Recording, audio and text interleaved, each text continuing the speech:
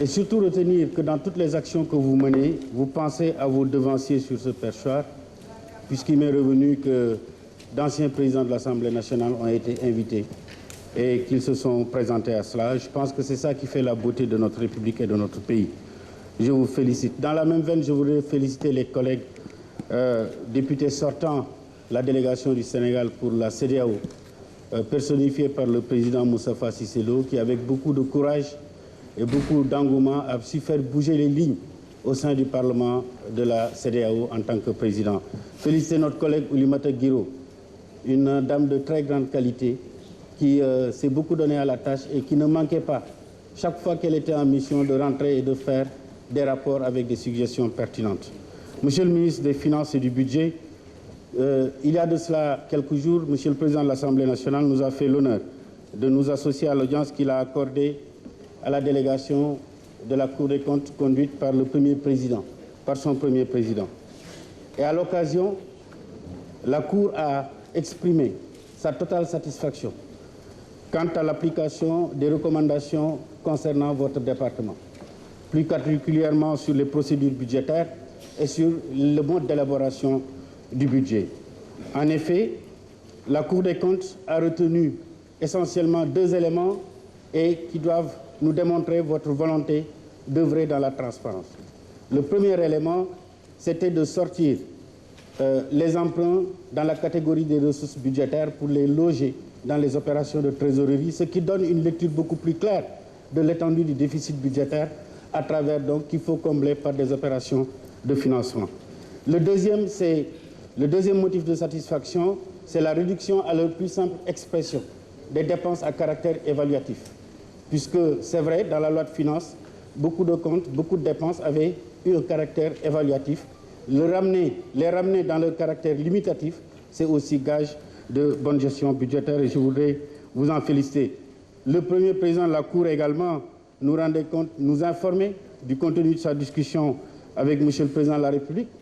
Il en tenait cas auprès du Président de l'Assemblée sur l'état d'exécution des travaux du siège de la Cour et le Président de l'Assemblée nationale n'avait même pas manqué d'évoquer cette préoccupation. Il semblerait que le Président a donné des instructions et que vous-même, vous étiez dans les dispositions pour que les ressources nécessaires après le renouvellement du contrat soient mises en place pour que les travaux soient terminés.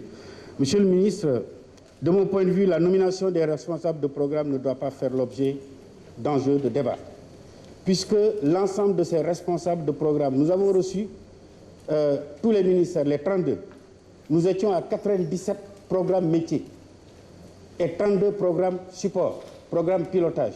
L'ensemble des responsables de programme dans les programmes sectoriels sont des directeurs nationaux, des directeurs généraux, des secrétaires généraux ou des DAGE. C'est-à-dire qu'il s'agit de hauts fonctionnaires déjà nommés par décret.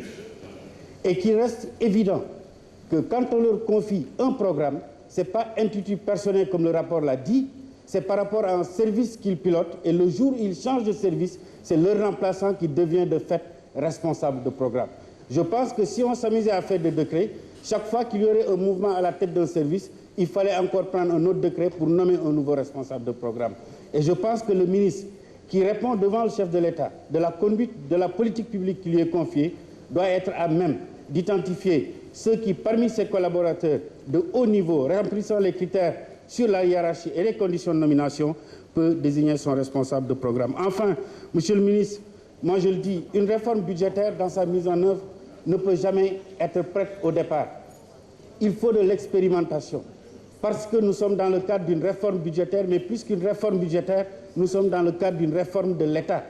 Or, réformer l'État, c'est aussi avoir des capacités d'adaptation. Il nous faudra un temps d'adaptation pour tous les départements ministériels.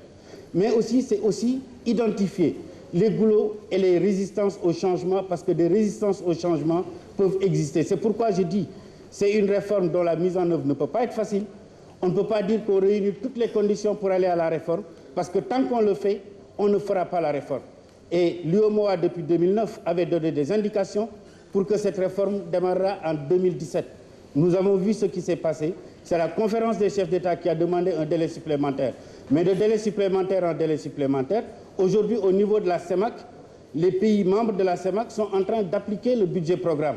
Le retard est enregistré au sein de l'UEMOA et dans l'UEMOA, le Sénégal a toujours fait figure d'exemple. Et cet exemple, aujourd'hui, avec l'examen de cette loi organique, vous êtes en train de le perpétuer et je voudrais, avec vos services, vous féliciter et vous remercier. Lorsqu'en commission des finances, vous avez montré toute votre détermination à accompagner l'Assemblée nationale, qui aussi doit s'adapter et adapter ses procédures à l'aune des budgets programmes. Et cette adaptation, ce n'est pas que les services de l'État, ce n'est pas que la Cour des comptes, mais l'Assemblée nationale qui a des prérogatives en matière de contrôle externe et qui adopte la loi de finances a besoin d'être renforcée, d'être capacitée. Vous êtes disponible pour nous accompagner dans cela. Monsieur le Président de l'Assemblée nationale m'a demandé de vous rapprocher de vous. Je vais le faire. Vous et vos services, nous savons que vous allez nous accompagner parce que les députés, autant que les autres, ont besoin d'être capacités dans ce cadre-là. Le budget programme, ce n'est pas une affaire simple, ce n'est pas la finalité de toute réforme budgétaire, mais c'est un pas important vers plus de transparence dans la gestion budgétaire, vers plus de recherche d'efficacité et d'efficience. Et je voudrais vous rassurer de notre soutien. Merci, je vous remercie. Chers collègues, je vous remercie. La parole est à notre collègue Moussa.